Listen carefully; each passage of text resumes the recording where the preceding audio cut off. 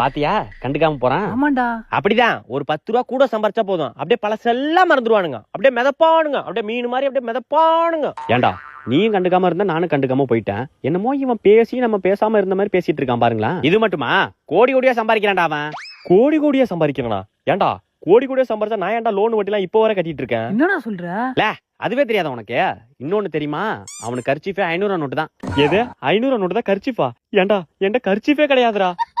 அடுத்தவன் நல்லா இருந்தா அவன் கிடைக்கலன்னு வருத்தப்படலாம்டா. ஆனா அவனுக்கு கிடைச்சேன்னு வயிறு எறியக்கூடாதுடா. உங்கள்கிட்ட எல்லாம் மனுஷன் பேச முடியாது, பேசவே முடியாது. அங்க பத்தியாக்கா எப்படி ஆடிட்டு நெஞ்சு நிமித்திட்டு போறான் பத்தியா? போதும் அப்படியே கொஞ்சம் பெரிய லாட்டா போதும், அப்படியே நெஞ்சு நிமித்திட்டு அப்படியே போவானுங்க. நெஞ்சு நிமித்திட்டு போறேனா?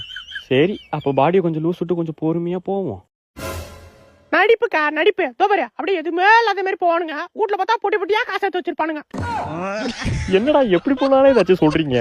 பேசாம குனிஞ்சிட்டு போக வேண்டியதான். எவ்வளவு நக்கலா குடிச்சிட்டு போறான் பாத்தியா?